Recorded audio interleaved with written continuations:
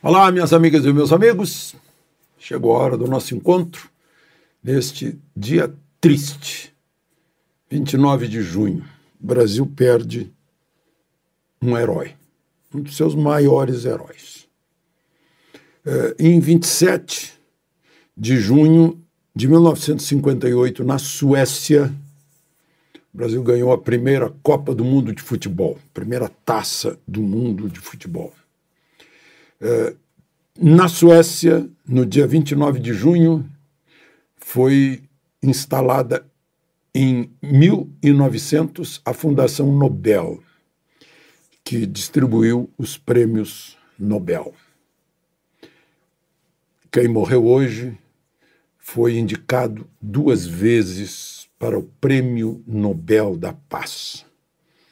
E o nome dele tem que entrar no panteão dos heróis na Praça dos Três Poderes, porque já está em nosso coração.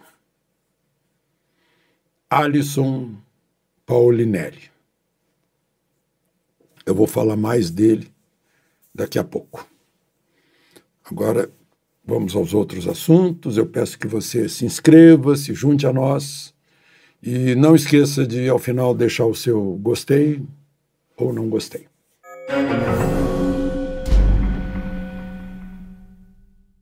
Bom, o primeiro assunto de hoje é o julgamento de Bolsonaro no TSE. Como previsto, ele vai ser condenado. Vai ficar inelegível por 8 anos. Vamos fazer com ele o que omitiram, desobedecendo a Constituição, no julgamento de Dilma. Julgamento de Dilma no Senado, presidido pelo presidente Supremo, Ricardo Lewandowski. Não obedeceram o que está no parágrafo único do artigo 52 da Constituição, que diz que o presidente condenado fica inelegível por 8 anos. Pois Bolsonaro vai ficar inelegível por 8 anos porque consideraram que o inciso 4º do artigo 5º da Constituição não está em vigor para Bolsonaro, que é livre a expressão da opinião, das ideias, vedado o anonimato. O que ele fez perante embaixadores estrangeiros foi dizer que há um risco de confiança na urna eletrônica se não houver o comprovante de voto, como sempre quis o PDT, que o denunciou por isso. É incrível, né? A Brizola sentiu lá a Proconsult, né, que se ele não põe a boca no mundo, ele é fraudado e ganha o Moreira Franco. Mas o PDT esqueceu-se disso por causa de Bolsonaro, né? Esqueceu-se recentemente, porque em 2021 Ciro Gomes e o Lupe estavam defendendo ainda o comprovante. Gente, e ano que vem tem eleição municipal, só para lembrar. Terminou hoje 3-1, amanhã continua, vai dar 5-2. Na melhor hipótese. Hoje o único voto divergente foi o ministro Raul, né, Raul Araújo, que obviamente o presidente da República convidou embaixadores, como 48 dias antes o presidente do TSE tinha convidado embaixadores também para falar da segurança das urnas e do medo de não aceitarem os resultados. E o presidente Bolsonaro falou da desconfiança nas urnas, né, e avisando os embaixadores, olha, não dá para confiar. Isso é crime ou é opinião? Mas respeite-se. Está 3-1, vai dar 5-2. Só para a gente lembrar, no primeiro turno, segundo turno eu nem vou contar, mas no primeiro turno, mais de 51 milhões de eleitores brasileiros mostraram que querem Bolsonaro. Ou seja, eles também foram caçados. Assim como os milhares de eleitores do Dallagnol. Caçados. Eles não vão poder mais votar em Bolsonaro até 2030. É isso. Respeite-se o resultado. São as regras da democracia, da lei, da ordem. Né? Mas foi isso. Enquanto isso, o presidente Lula hoje está dedicado ao Foro de São Paulo. Agora à noite, fazendo um discurso no Foro de São Paulo, pelo menos estava previsto. Talvez por isso ele não tenha decretado luto nacional pela morte do herói Alisson Paulinelli. O governador Zema decretou luto estadual. Muitas prefeituras por esse país decretaram lutos municipais. Bom, mas voltando ao presidente Lula, vocês já imaginaram, vocês convidam alguém para jantar na sua casa e dias depois são surpreendidos porque a pessoa, o seu hóspede, está falando mal da sua comida. Foi isso que Lula fez no encontro oficial dele com um ex-global que o entrevista num programa, né? E ele disse, comida de palácio não é boa, lá em Paris, lá em Roma. Meu Deus do céu. Então, os jornais da Itália, da França, estão reclamando da falta de postura, de educação. Comezinho, né? Eu imagino o que o pessoal de Itamaraty deve estar achando. Ele falou mal também da comida de Itamaraty, disse que tem que mudar o cardápio. Bolsonaro, que todo mundo sabe, tomava Guaraná, Coca-Cola, no copo de requeijão, come de tudo. Nunca se queixou de comida nenhuma, né? Mas talvez o Lula tenha mais finesse, ou esteja exigindo isso. Né? Até em Paris, meu Deus. Né? Gente, só para lembrar uma coisa, Suprema Corte dos Estados Unidos são 9 juízes, os justices. 6 votaram cancelando essa história de dar prioridade por raça nas universidades. Claro que é racismo, né? Se você priorizar hispânico ou negro, é o mesmo que priorizar branco.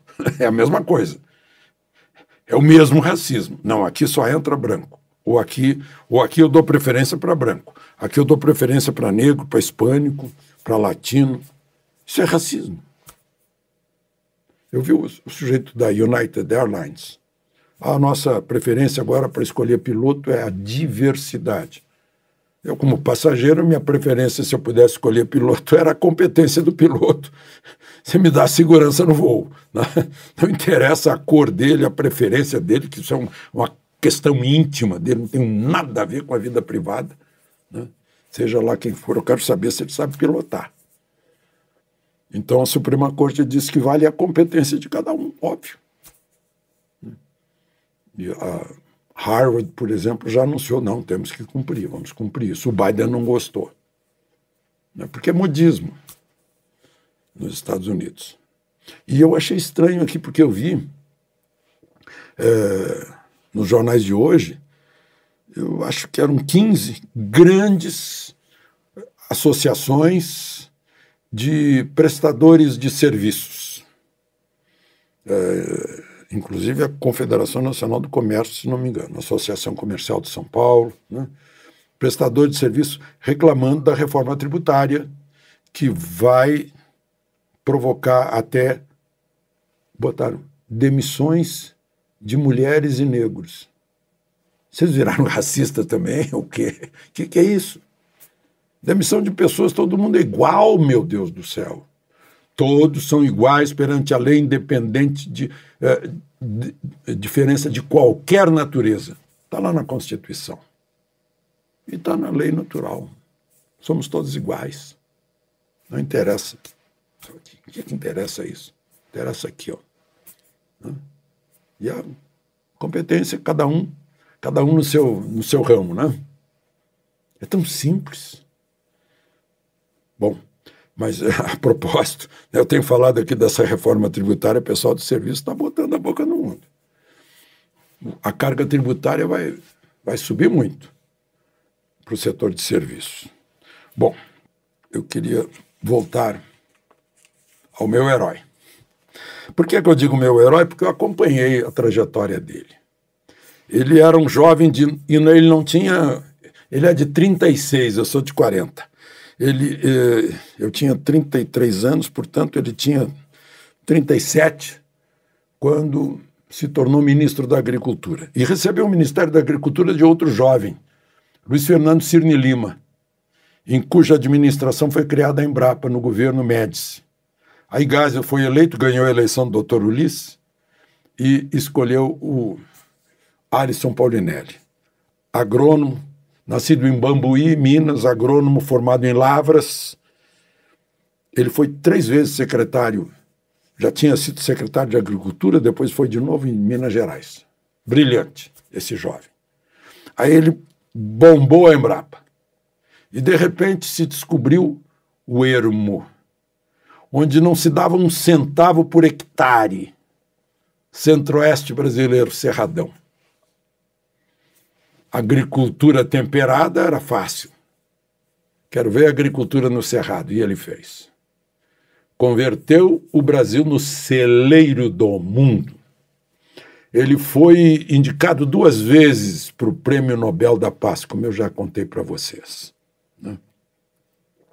Ele já recebeu aquele que é considerado o Nobel de Agricultura, porque não tem Nobel de Agricultura. É o Prêmio Mundial de Alimento. Vou dizer em inglês, porque o nome é World Food Prize, em 2006. Ele agora era presidente da Associação Brasileira de Produtores de Milho, foi 2 vezes, foi deputado, foi constituinte, foi presidente da comissão da Confederação Nacional da Agricultura. E eu queria ler aqui uns trechinhos que me mandou o jornalista Silvestre Gorgulho, brilhante jornalista, que trabalhou com ele até agora, que já foi da Embrapa, foi secretário de Cultura aqui de Brasília. Está lembrando que foi no governo Randon Pacheco, Hélio Garcia, Eduardo Azeredo, secretário de Agricultura lá de Minas Gerais. Aí ele diz, por que Alisson Paulinelli foi um divisor de águas? Primeiro, porque colocou as pessoas certas nos lugares certos. E depois, o solo precisa ser corrigido. Sementes adaptadas adaptou semente, corrigiu o solo. Não adianta pegar, ele está lembrando que pega uma vaca holandesa e põe aqui no cerrado, ela morre de carrapato.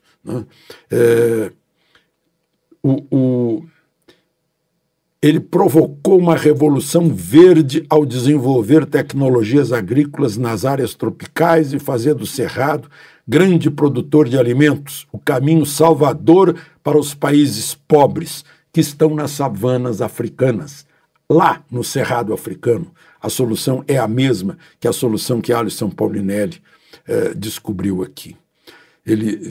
O Gorgulho diz assim, no adeus a Alisson Paulinelli, um momento de agradecimento, de louvor à capacidade de ainda ter brasileiros que pensam grande e dão provas de amor à pátria. Alisson Paulinelli foi um gigante na implantação de projetos concebidos pelo grupo que pensou a Embrapa. Levou o Brasil a fazer a Revolução Verde Tropical. Deixa sua mensagem de fé para que o país invista em ciência. A Revolução Verde Tropical brasileira salvou o mundo da fome. E com fome não há paz no mundo. Por isso, a indicação dele, assinada, foi a indicação da Faculdade de Agricultura da USP, foi endossada por 100 países. Mas precisa um certo lobby lá na Suécia, né? Nós teríamos o primeiro Nobel da Paz. Agora, até agora, eu acho que o presidente da República estava muito ocupado com o Foro de São Paulo. Eu não vi decreto de luto nacional. De Brasília, Alexandre Garcia.